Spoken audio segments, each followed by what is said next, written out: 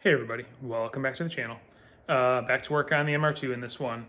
Last one left off, got a lot of the stuff done underneath the vehicle. This one I kind of want to start off with cleaning up the quarter wheel wells so I can go ahead and get some undercoating painted in there. It's supposed to be a little bit warmer this week, so it'll be a good week to get that done. That way, once that's done, I can get the brakes bled and just kind of get everything wrapped up in the undercarriage area. And then I also did get the hardware in for the rear mud flaps, but I don't want to do those until I have the undercoating in place. So that's probably where I'm going to start. Go ahead. I've got a steam cleaner. I'm going to use that to try and get some of the gunk out off of the inner wheel wells just to make it that much easier to get the undercoating on. And then we will go from there. Still plenty to do in the interior as far as reassembly goes and whatnot. So we'll see where this video takes us. So that being said, I'm going to go ahead and get to work on cleaning the wheel wells. All right, so here we are. This is the passenger side wheel well after about an hour or so of going at it with the steam cleaner and the mechanic wipes that I use, the tub of towels that have the cleaning agent in them, and you can see the mess of towels just from this side. But yeah, got a lot of this cleaned off. It definitely looks a lot better than it did. It was pretty dirty. I mean, it's still a little wet, so it's going to fade, but at least I'll have a better base to adhere the undercoating bed liner stuff that I'm going to use for the rear wheel arches. So one side down, I'm going to get on the other side next. And just kind of give you an idea of what I'm working with. This is the driver's side to show you kind of how dirty, scummy, whatnot it is. I just started doing a little spraying over here. We can see it's wet with the steamer, but this is what I'm trying to get off, just the amount of dirt and caked down debris that's in the wheel wells. All right, and driver's side done. It's already starting to dry, so it looks a little hazy, but it's all the massive gunk and buildup is off. So pretty happy with how it turned out. Again, for half hour's worth of work, not too bad. So I think this will be good enough to let dry, and then once it warms up a little bit, I can go ahead and hit this with some of that undercoating just to put a nice fresh coat on it and cover up any little nicks and whatnot, and we'll be good with this wheel well as well as the passenger side. All right, and just another quick update.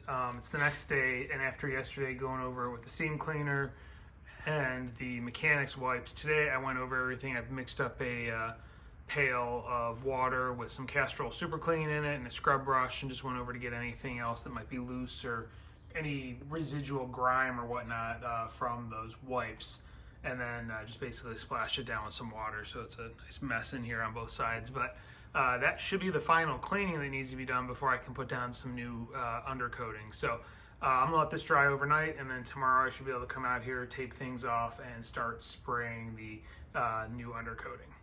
All right, next day, everything dried overnight, and as you can see, I've got everything taped off that I want to cover up and mask, and now I can go ahead and shoot some undercoating on the inside of the wheel wells. Biggest reason I'm doing this just to follow up is I'm running really sticky tires and they throw rocks all over the place. So just want to make sure I have some good insulation or whatnot to keep rocks from beating stuff up too bad. So I'm gonna go get the paint and go ahead and start getting this thing sprayed.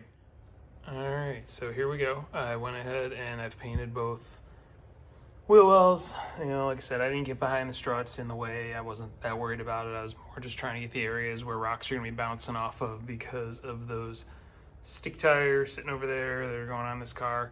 But yeah, did a pretty good job, I think, getting in all the nooks and crannies, just where I won't have to worry about any pebbles or anything like that doing some damage. So pretty happy. Both sides look about the same. It's gonna take a little while to dry. This is what I used. I ended up using pretty much a whole can just to do these two backs because I went over a couple of coats.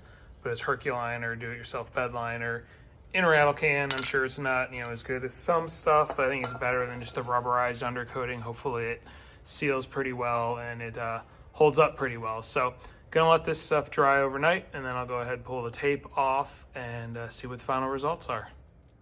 All right, and here we go. Next day, all of the tape and whatnot removed on the driver's side, and here's the results. So pretty happy, looks pretty good.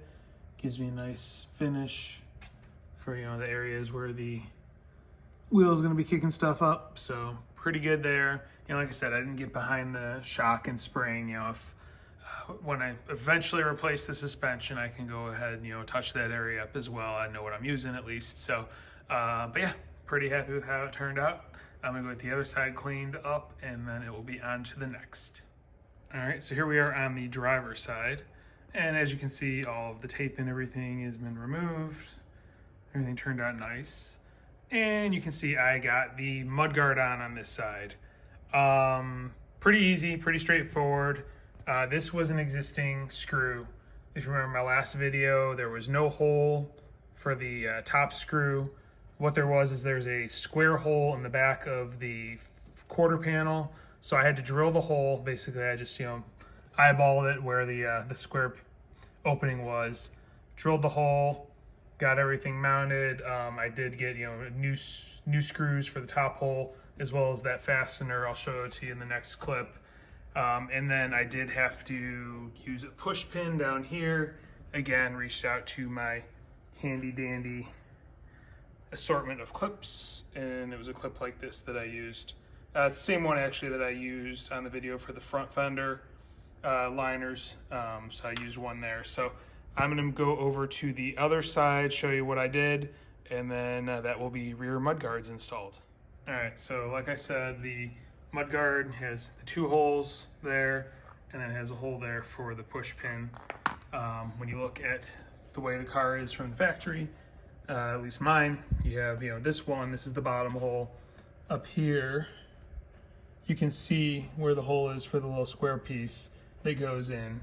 And then these are the pieces that I had to buy. It's, you know, this is the retainer square with a little seal on it, and then the screw with the washer, just like the factory original one that's in there. So those came from Toyota Parts Deal.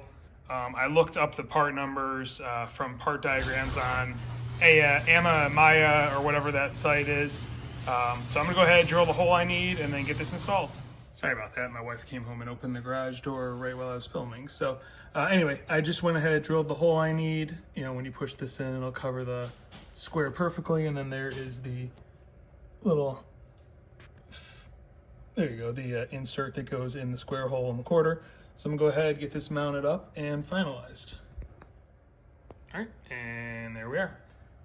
This side is installed. As you can see, 2 screws holding it in place there. And then if you look in there, you can see where the tab comes up through the bottom. So that's it. That's what it takes to install the rear mud flaps on the MR2.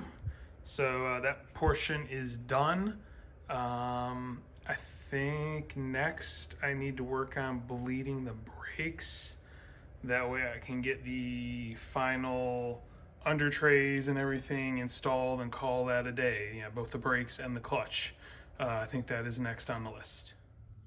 All right, so as I said, next on the list, I want to flush and bleed the clutch and brake fluid, because as you can see, pretty old, pretty dirty. This has been on the list since I got the car, but I hadn't really had it very long or been able to drive it much before it went into the body shop for the paint and body work. So now that it's back, while I have it up in the air and the wheels off, it is time to get this stuff taken care of. So I'm gonna go ahead, I'm gonna use a Mighty Vac, suck out all the old stuff with the vacuum pump, and then refill it with some fresh stuff, and then I'll go through corner by corner and same thing, bleed through the lines just to get all the old stuff flushed out of the system. All right, so I sucked out everything I could get out with a Mighty Vac, so I'm gonna go ahead and fill this thing up. I tend to use this fluid, Valvoline Synthetic .3 and 4. It's got a pretty good boil point and whatnot for being an off-the-shelf auto parts store fluid. And it's, you know, pretty affordable in comparison to some of the racing fluids. So never had bad luck with it. So this is what I'm using, and this is what I'm gonna put in. So I'm gonna go ahead, top this off, and then I'm going to start with the farthest corner, which will be the passenger rear.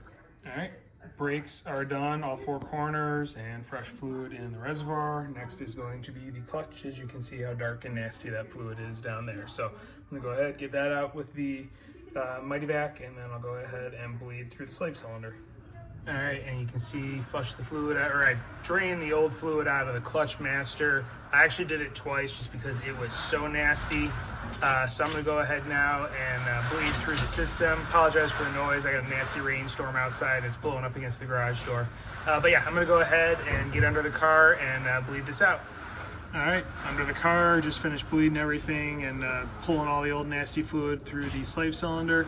So I'm just going to go top off the clutch master, and that will be job done as far as getting new fluid in the brake and clutch systems. All right, so now that that's done, I think last thing I'm going to do in this video before cleaning it or finishing it up is I'm going to get the two braces installed on each side. Got these sitting here. Just need to clean them up real quick, and then I'll go ahead and get them mounted and torqued. And I think that will be the end of the work in this video. So I'm going to get to work on this right now.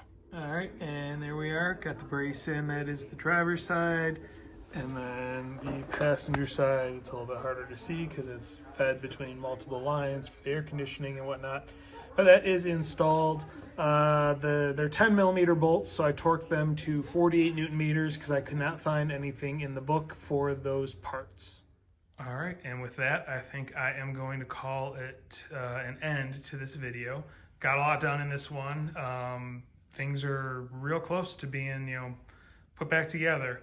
I think, really that's all that's left is I gotta get the oil and transmission fluid topped off, get this thing actually leveled out just so I can see the fluid levels perfectly because it's, been sitting here with the back end jacked up. So the readings on the dipstick aren't right now. So that'll probably be next. Level it out, top off the oil, top off the transmission fluid. Then I can go ahead and put the rest of the under trays on the bottom.